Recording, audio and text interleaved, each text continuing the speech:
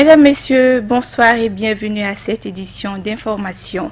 Une semaine après l'attaque du camp du mécanisme opérationnel de coordination à Gao, une vaste opération de sécurisation nommée Filidjo est en cours dans la ville et ses alentours. Les premiers résultats des forces armées sont jugés encourageants. Commentaire Maïetou Diallo.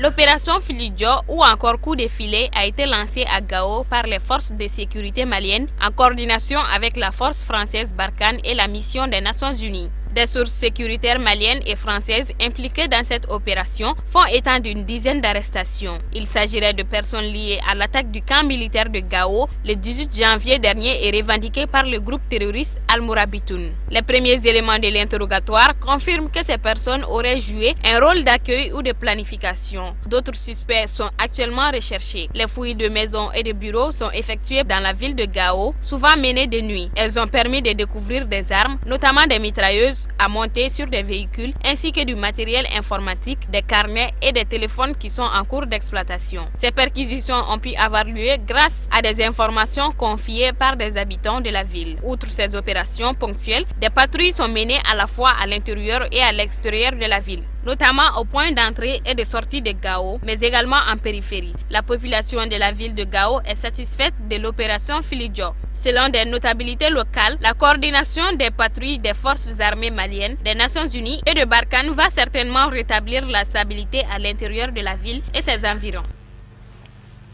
La 12e session de l'Union parlementaire des États membres de l'OCI a clos ses travaux vendredi dernier au Centre international de conférence de Bamako. Le terrorisme était au cœur des débats de cette rencontre qui a réuni plus de 300 participants. Ousmane Sogoré. C'est après une courte lecture coranique pour solliciter la protection d'Allah que les parlementaires ont entamé les activités de la 12e session de l'Union parlementaire de la conférence islamique. Pour le président du Parlement irakien, le terrorisme qui sévit dans les pays musulmans n'est que le fruit de l'ingérence de puissances étrangères dans leurs affaires internes au grand mépris des principes de souveraineté et d'intégrité des nations tels que prescrit la Charte des Nations Unies. À cet égard, le secrétaire général de l'UPCI a été demandé plus de solidarité et de collaboration économique entre les pays musulmans pour fermer la porte aux intrusions. Dans son discours, le président de l'Assemblée nationale du Mali, président hôte de l'événement, après avoir souhaité la bienvenue à ses invités, les a informés des efforts accomplis par notre pays dans le processus de sortie de crise et de la persistance d'actions terroristes comme ce fut le cas le 18 janvier dernier avec l'attentat de Gao qui a visé le camp du mécanisme opérationnel de coordination et en fait des dizaines de morts. Pour l'honorable Ishaka Sidibé, la tenue de cette conférence revêt une symbolique non seulement diplomatique, mais aussi religieuse pour notre pays. Berceau de grands érudits et de centres musulmans, après la cérémonie d'ouverture, les travaux se sont poursuivis avec notamment l'examen du rapport du secrétaire général et de l'intervention des différentes délégations. Les participants ont adopté les rapports issus des travaux des différents comités élaborés lors des travaux préliminaires.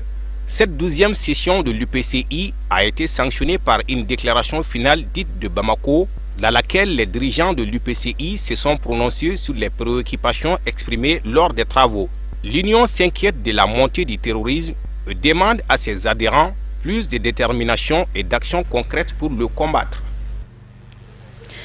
Le 28e sommet de l'Union africaine s'est ouvert ce lundi à Addis Abeba en Éthiopie en présence d'une quarantaine de chefs d'État et de gouvernement. Plusieurs dossiers délicats doivent être abordés lors de ce sommet, parmi lesquels l'éventuelle réintégration du Maroc et l'élection du nouveau président de la Commission de l'UA. Réunis lundi et mardi à Addis Abeba, dans le cadre du 28e sommet de l'Union africaine, les chefs d'État du continent vont devoir gérer plusieurs dossiers délicats. Le premier d'entre eux est l'éventuelle réintégration du Maroc après 33 ans d'absence. En 1984, le royaume chérifien s'était retiré en signe de protestation contre l'admission de la République arabe sahraoui. Après 32 ans de boycott de l'institution, le roi Mohamed VI a officialisé en juin 2016 sa volonté de voir le Maroc réintégrer l'UA. Depuis lors, le souverain chérifien a mené une tournée de 2 mois sur le continent pour convaincre du bien fondé du retour du royaume parmi les nations de l'UIA. Même s'il est avancé que 42 pays sur les 54 qui comptent le continent sont déjà acquis pour le retour de Rabat, la question Chaaraoui semble être une arête dans sa gorge. L'autre sujet important, c'est le renouvellement de la commission de l'UIA. Le mandat de la présidente de la commission, Nkosazana Dlamini Zuma, a été déjà exquisé lors du sommet de Kigali en juillet 2016. Mais à l'occasion, aucun des 3 candidats n'avait obtenu les 2 tiers du suffrage nécessaire. Par conséquent, le sujet a été reporté pour ce sommet d'Addis Abeba. Depuis lors, il y a eu une augmentation du nombre de candidats. 5 sont désormais en lice et la Kenyane Amina Mohamed est donnée favorite. 8 postes de commissaires seront également renouvelés, dont notamment celui du commissaire à la paix et à la sécurité, qui devrait être l'objet d'un duel entre l'Algérie et le Nigeria. Plusieurs crises touchant le continent sont également à l'agenda du sommet, notamment le chaos en Libye, la menace djihadiste au Mali et la crise au Soudan du Sud. Pour rappel, ce 28e sommet a comme thème « Tirer pleinement parti du dividende démographique en investissant dans la jeunesse ». Voyons à présent le reste de l'actualité hors de nos frontières en bref et en images. Une compilation signée Kafouné Bachili.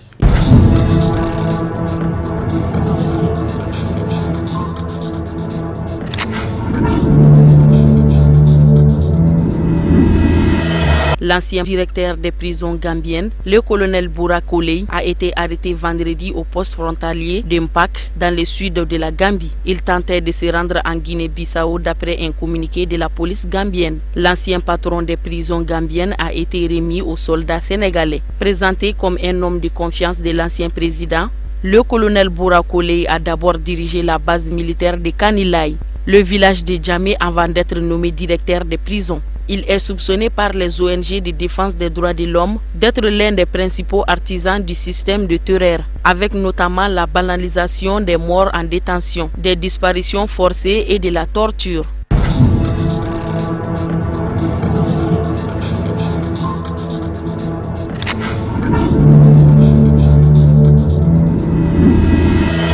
Les négociations entre pouvoir et opposition en RDC ont accouché d'une souris samedi à Kinshasa. 3 points de blocage ont empêché la signature des arrangements particuliers de l'accord du 31 décembre.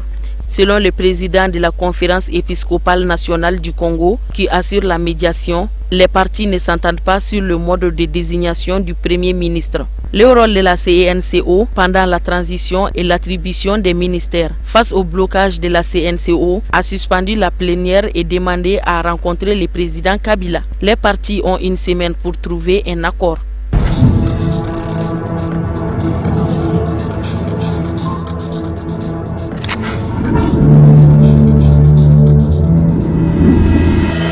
La CEDEAO a procédé au lancement officiel des travaux de construction d'un centre d'information et de coordination, CIC, pour une marché régional d'énergie électrique, situé dans la commune d'Abomey-Calavi, au Bénin. Le centre aura pour but d'œuvrer pour la promotion et le développement des centrales électriques et des lignes interconnexion d'électrique, qui permettra des échanges d'électricité entre les pays membres de la CEDEAO dans le cadre des marchés régionaux de l'énergie électrique. À noter que pour ce projet, l'Union européenne a contribué à la hauteur de 30 millions d'euros dans le cadre du programme indicatif régional du 10e FED.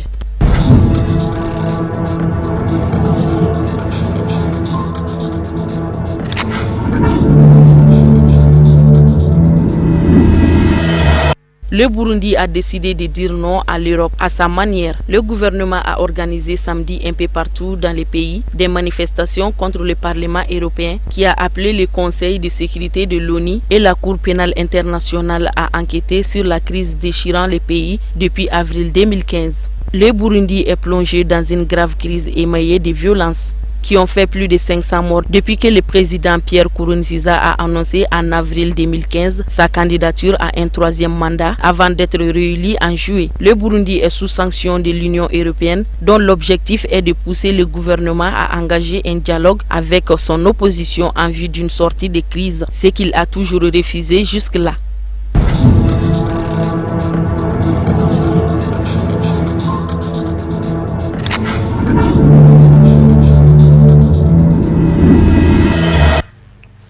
Coupe d'Afrique des Nations de football, après des rencontres âprement discutées, c'est les équipes du Burkina Faso, du Cameroun, du Ghana et d'Égypte qui joueront les demi-finales de la 31e édition de la CAN Gabon 2017. C'était au détriment des équipes du Maroc, du Congo, de la Tunisie et du Sénégal. Commentaire Issouf Koulibaly. Les rencontres décisives ont débuté lors de cette Coupe d'Afrique des Nations 2017. Maintenant, il n'y a plus le choix. Soit c'est la qualification, soit c'est l'élimination. Le premier quart de finale de l'épreuve a une nouvelle fois démontré cette dure réalité. Les Tunisiens ont été battus par les joueurs du Burkina Faso samedi en quart de finale. Entré en cours du jeu par l'art du coaching du sélectionneur portugais Paulo Duarte, Articide Bansé, le géant de la SEC d'Abidjan avec ses 1,93 m, a débloqué la situation sur un coup de pied arrêté. Une puissance frappe en extension qui a fusé en laissant sans réponse le gardien tunisien Ayem Matlouti. La minute suivante, Bansé a failli entrer dans la légende en envoyant une balle sur le poteau droit. Partie remise sur les étalons sur un contre pour Jujus Nekimbe Nakoulman double la mise. 2 buts à 0, c'est le score final. Dans l'autre match des quarts de finale, le Sénégal a été dominateur, tant dans la possession de balles que dans les occasions, notamment avec un très bon Keita Baldé Diao. Puis, au cours de 30 minutes de prolongation, les Lions de la Teranga ont eu plusieurs occasions vraiment franches qu'ils n'ont pas pu convertir. C'est finalement le Camerounais Abouakar qui a offert la victoire aux Lions indomptables sur l'ultime tir au but. Le Sénégal peut avoir des regrets.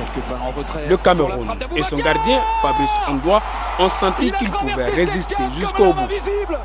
Invaincu de cette CAN 2017, demi-finaliste de la CAN 2015, la République démocratique du Congo de Florang Ebenge s'est inclinée face aux Black Stars. Et pourtant, la RDC a eu ses chances en première période, mais elle n'a pas su concrétiser ses occasions. Une maladresse symbolisée par son attaquant Djemersim Bokani qui regrettera longtemps. À la 63e minute, suite à un flottement de la défense congolaise, Jordan Ayou sanctionne les Léopards en plaçant une frappe enroulée imparable à l'entrée de la surface. Les Ghanéens pensaient avoir fait le plus dur, mais c'était sans compter sur la ruse et l'adresse des Léopards. À la 67e minute, sur un coup franc rapidement joué, Mpoku décroche un missile dans la lucarne des Black Stars, relançant totalement le match.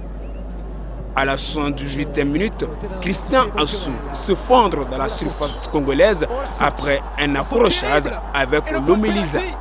André Ayou, capitaine à l'absence d'Asamoah Gyan, resté sur le banc, transforme avec sérénité. Ainsi, le Ghana se qualifie pour une historique 6e qualification successive en demi-finale. Cela faisait 31 ans que les Lions d'Atlas n'avaient pas plié face à l'Égypte dans le derby du nord de l'Afrique. Mais hier, bien qu'ils se soient procuré les occasions les plus nettes, ils n'ont pas su trouver la faille dans la défense des Pharaons, qui n'ont toujours pas le moindre but encaissé dans cette CAN. Le succès égyptien a mis du temps à se dessiner. Au cours d'une première période pauvre en occasion, seul Saïs parvenait à faire passer un frisson chez les Égyptiens. Cependant, dans les derniers instants du match, Karaba à la 87e minute crucifie le portier marocain à la suite d'un cafouillage dans la surface de réparation. Les Égyptiens, eux, pleins de réalisme, retrouveront le Burkina Faso en demi-finale mercredi prochain à Libreville. L'autre demi-finale opposera le Cameroun au Ghana jeudi. Et ce communiqué avant de terminer cette édition, Seydou Boiré, domicilié à Sabalibou, près de l'école Bia, informe la population de Bamako et environ qu'il est à la recherche de son jeune frère Draman Boiré dit Papa. Âgé de 20 ans, il est porté disparu depuis plus de 15 jours. Prière à toute personne ayant aperçu ce jeune de contacter les numéros affichés sur l'écran.